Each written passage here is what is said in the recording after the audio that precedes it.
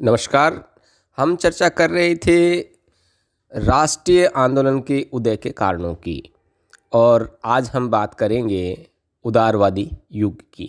देखिए 1885 में राष्ट्रीय कांग्रेस की स्थापना हुई और 1885 से 1905 तक का जो काल है इसे उदारवादी युग के नाम से जाना जाता है। इस काल में जो कांग्रेस की गतिविधियां थी उन पर उदारवादियों का प्रभुत्व रहा और इस काल में कांग्रेस की नीति अत्यंत उदार थी। इस काल के जो प्रमुख नेता थे उनमें हैं सुरेंद्र नाथ बनर्जी है, दादा भाई नौरोजी है, फिरोज शाह मेहता है, गोपाल कृष्ण गोखले हैं, पंडित मदन मोहन मालवीय हैं। देखिए उदारवादियों के दृष्टिकोण या कार्य पद्धति की हम बात करें तो उदारवादियों की विचारधारा और कार्य पद्धति निम्न प्रकार से थी। अंग्रेजों की न्यायप्रियता में उनका विश्वास था। उदारवादी नेता अंग्रेजों की न्यायप्रियता में विश्वास रखते थे। उनके विचार में अंग्रेज स्वतंत्रता प्रेमी हैं और यदि उन्हें भारतीयों की योग्यता पर विश्वास हो जाए तो वे उन्हें स्वशासन बिना संकोच दे सकते हैं। 1890 में फिरोज शाह मेहता ने कहा था कि मुझे इस बात में तनिक भी संदेह नहीं कि ब्रिटिश राजनीतिज्ञ अंत में जाकर हमारी पुकार पर अवश्य ध्यान देंगे। सुरेंद्र नाथ बनर्जी का कहना था, हमें अंग्रेजों की न्यायप्रियता तथा उदारता में पूर्ण विश्वास है। सेकंड बात आती है ब्रिटिश शासन के प्रति राजभक्ति। उदारवादी जो नेता थे ब्रिटिश शासन के प्रति राजभक्ति रखते थे। वे ब्रिटिश शासन के बड़े प्रशंसक थे। ब्रिटिश सरकार ने भारतीयों के कल्याण के लिए जो कार्य किए थे उनके लिए वे बहुत कृतज्ञ थे। 1890 में फिरोज शाह मेहता ने कहा था कि हम आशा करते हैं अंग्रेज जाति हमारी राजभक्ति पर विश्वास करेगी और मेरी राजभक्ति चट्टान की तरह दृढ़ है। तीसरी बात आती है पाश्चात्य सभ्यता के प्रबल समर्थक। उदारवादी पाश्चात्य सभ्यता तथा संस्कृति के प्रबल समर्थक थे। वे बर्क है, मिल है, मैकाले है, हर्बर्ट स्पेंसर है आदि के विचारों से बड़े प्रभावित थे। उन्होंने पाश्चात्य विचारकों से ही स्वतंत्रता, समानता, लोकतंत्र आदि के विचार ग्रहण किए थे। नेक्स्ट बात आती है ब्रिटेन के साथ स्थायी संबंध बनाने के समर्थक। उदारवादी शासन को भारत के लिए वरदान मानते थे और ब्रिटिश शासन से स्थायी संबंध बनाकर रखना चाहते थे। इसलिए वे ब्रिटेन के साथ संबंध बनाने के पक्षधर तो थे ही, साथ ही उनकी मान्यता थी कि ब्रिटेन के साथ स्थायी संबंध बनाए रखने से ही भारत का बहुमुखी विकास संभव है। इसलिए वे भारत की प्रगति के लिए ब्रिटिश शासन को आवश्यक मानते थे। एक क्रमिक जो सुधार थे उनमें उनका विश्वास था। उदारवादी नेता राजनीतिक क्षेत्र में क्रमबद्ध विकास की धारणा में विश्वास करते थे। वे राजनीतिक एवं प्रशासनिक क्षेत्रों में धीरे धीरे सुधार लाए जाने के पक्ष में थे। क्रांतिकारी परिवर्तनों के वे विरुद्ध थे। एक संवैधानिक जो साधन थे उनमें उनका विश्वास था। उदारवादी संवैधानिक साधनों में विश्वास करते थे। हिंसात्मक तथा क्रांतिकारी जो मार्ग है उसमें उनका तनिक भी विश्वास नहीं था।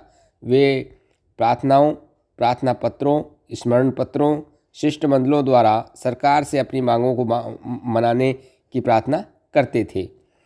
एक प्रशासनिक सुधारों की कुछ मांगे थी उदारवादियों की और निम्नांकित मांगे उन्होंने ब्रिटिश सरकार के समक्ष प्रस्तुत की थी। एक तो थी इंडियन काउंसिल को समाप्त किया जाए। दूसरा, धारा सभाओं का विस्तार हो जिसमें जनता के चुने हुए प्रतिनिधि सम्मिलित हों। केंद्रीय तथा प्रांतीय धारा सभाओं में भारतीय सदस्यों की संख्या में वृद्धि की जाए। संवैधानिक विकास हो। सार्वजनिक सेवाओं में भारतीयों को अधिक संख्या में लिया जाए। इंडियन सिविल सर्विस की परीक्षा के लिए भारत में व्यवस्था की जाए और इन सेवाओं में प्रवेश की जो आयु है वो भी बढ़ाई जाए। एक औद्योगिक शिक्षा भारतीयों को प्रदान की जाए और कार्यपालिका को न्यायपालिका से अलग किया जाए तथा न्याय व्यवस्था पर जूरी का अधिकार हो। भारत सचिव की काउंसिल में एक प्रिवी काउंसिल में भारतीयों को स्थान दिया जाए।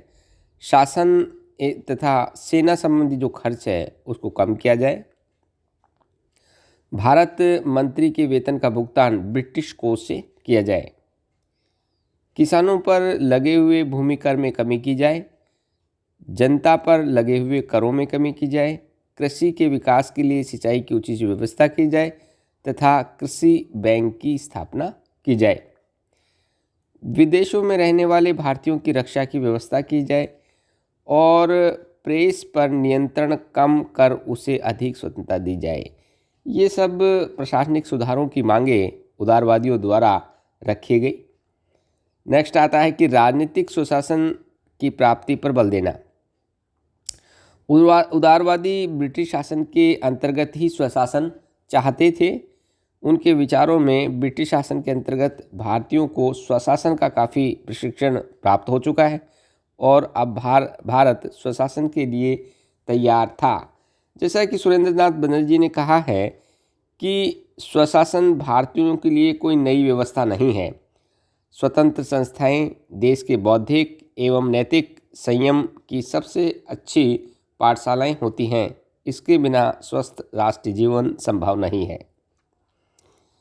उदारवादियों की राष्ट्रीय एकता के में विश्वास था।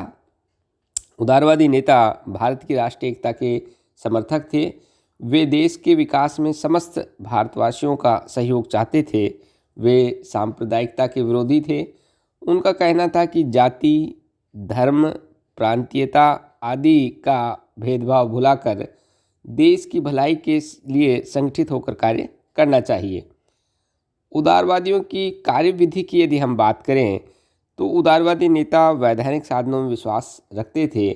वे ब्रिटिश सरकार की सेवा में प्रार्थना पत्र, स्मरण पत्र प्रस्तुत करते थे जिसमें बड़ी विनम्र भाषा का प्रयोग किया जाता था। इसके अलावा उदारवादी अपने प्रस्तावों से इंग्लैंड के अधिकारियों को अवगत कराने के लिए अपने शिष्टमंडल भी लंदन भेजते थे और ब्रिटिश सरकार से संघर्ष करने के वे विरुद्ध थे। अब बात आती है कि उदारवादी जो युग है, इस युग की या उदारवादियों की क्या उपलब्धियां रही। देखिए, इस युग की उपलब्धियों की हम बात करें तो निम्न उपलब्धियां इस युग की रही।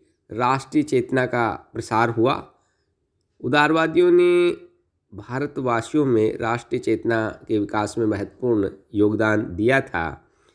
उन्होंने सांप्रदायिकता, प्रांतीयता का विरोध किया और राष्ट्रीयता का प्रचार किया। उन्होंने देश की प्रमुख समस्याओं पर विचार करने के लिए एक रंगमंच तैयार किया और समस्त भारतवासियों को राष्ट्रीय एकता का पाठ पढ़ाया। गुरुमुख निहाल सिंह का कहना है कि कांग्रेसियों ने आरंभ में लोगों में राष्ट्रीय जागृति, राजनीतिक शिक्षा और भारतीयों में संगठन की जो भावना है वो उत्पन्न करने का कार्य किया था। लोगों में सामान्य राष्ट्रीय चेतना भी जागृत की थी। दूसरी उपलब्धि रही ब्रिटिश सरकार की त्रुटियों को प्रकट करना, कमियों को स्पष्ट करना। उदारवादी नेताओं ने ब्रिटिश सरकार की जो कमियां थी उसका पर्दाफाश किया और सरकार की दमनकारी और शोषणकारी जो नीति थी उसकी आलोचना की। दादा भाई नौरोजी ने ब्रिटिश सरकार की धन निष्कासन की नीति को भारत की निर्धारणता के लिए उत्तरदायी बताया था। भारतीयों को एक राजनीतिक शिक्षा भी प्रदान की गई। उदारवादियों ने भारतीयों को राजनीतिक शिक्षा प्रदान की और उन्हें स्वशासन, प्रजातंत्र, स्वतंत्रता प्राप्ति के लिए प्रेरित किया। उन्होंने सभी महत्वपूर्ण प्रश्नों पर विचार विमर्श के लिए एक मंच तैयार किया और देश की प्रमुख जो समस्याएं हैं उसके लिए एक प्रबल जो जनमत तैयार करने का जो श्रेय है वो भी उदारवादियों को जाता है। भारतीय स्वतंत्रता संग्राम की पृष्ठभूमि जो है वो भी उदारवादियों के द्वारा तैयार की गई। डॉक्टर पट्टाभी सीतारामैया का कथन है, जिस समय भारत के राजनीतिक क्षेत्र में उदारवादियों ने पदार्पण किया उस समय वे अकेले थे। उन्होंने जो नीतियाँ अपनाई उनके लिए हम कोई दोष नहीं दे सकते। किसी भी आधुनिक इमारत की नींव में 6 फुट नीचे जो ईंट, चूना, पत्थर गड़े हैं, क्या उन पर कोई दोष लगाया जा सकता है? क्योंकि वही तो आधार है जिसके ऊपर सारी इमारत खड़ी है। सर्वप्रथम औपनिवेशिक स्वशासन, फिर साम्राज्य के अंतर्गत होम रूल उसके बाद स्वराज्य तथा सबके शीर्ष पर पूर्ण स्वाधीनता की एक मंजिल एक के एक बाद बनी है। एक उदारवादियों की उपलब्धि रही भारत परिषद अधिनियम 1892।